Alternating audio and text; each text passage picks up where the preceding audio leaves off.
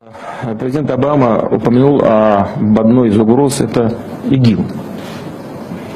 Ну а кто помогал вооружать людей, которые в Сирии боролись с Асадом-то? It's a disaster, and here's the thing. We've been funding people who are allied with ISIS. ISIS is stronger because we've been funding Islamic rebels in Syria. It's a big mistake. It's a big mistake. In this video clip, you're going to hear John McCain accidentally reveal that the United States wanted to arm ISIS. So, here you go. Already, the meeting in the White House over 2 years ago, everyone in the National Security Team recommended arming ISIS. Arming ISIS. Arming ISIS.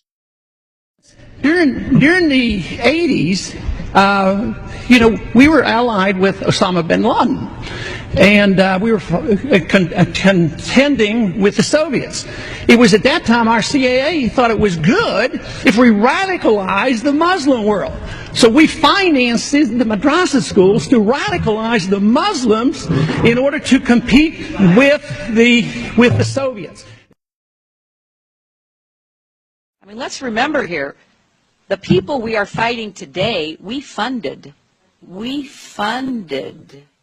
20 years ago. And we did it because we were locked in this struggle with the Soviet Union.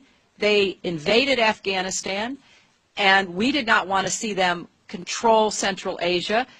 And we went to work. And it was President Reagan, in partnership with the Congress, led by Democrats, who said, you know what, sounds like a pretty good idea. Let's deal with the ISI and the Pakistani military, and let's go recruit these mujahideen. And that's great. Let's get some to come from Saudi Arabia and other places, importing their Wahhabi brand of Islam, their Wahhabi brand of Islam, so that we can go beat the Soviet Union. Saudi Arabia trying to destroy a monster that it helped create. My next guest tells me better late than never.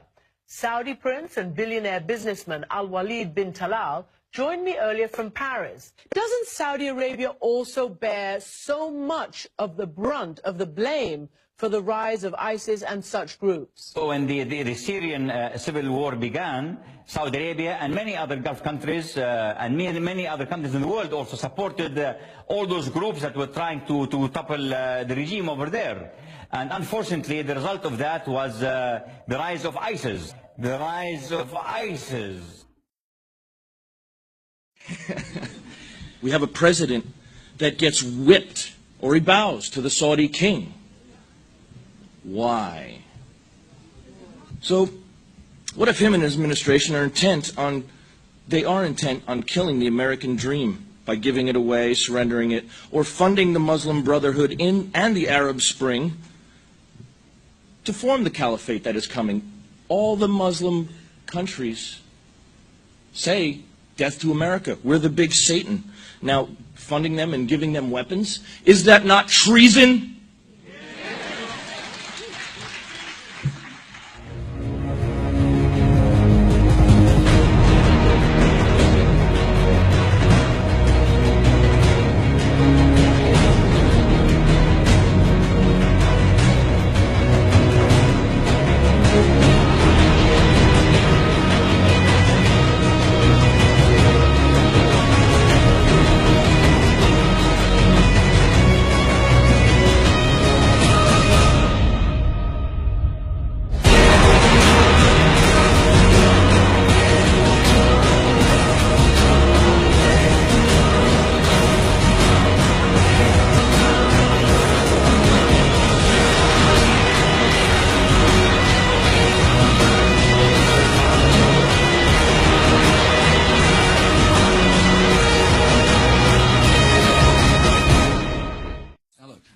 Part of the reason we went into Iraq was the main reason we went into Iraq at the time was we thought he had weapons of mass destruction. It turns out he didn't, but he had the capacity to make weapons of mass.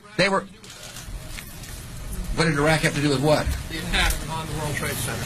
Nothing, except for it's part of And nobody's ever suggested in this administration that Saddam Hussein ordered the attack.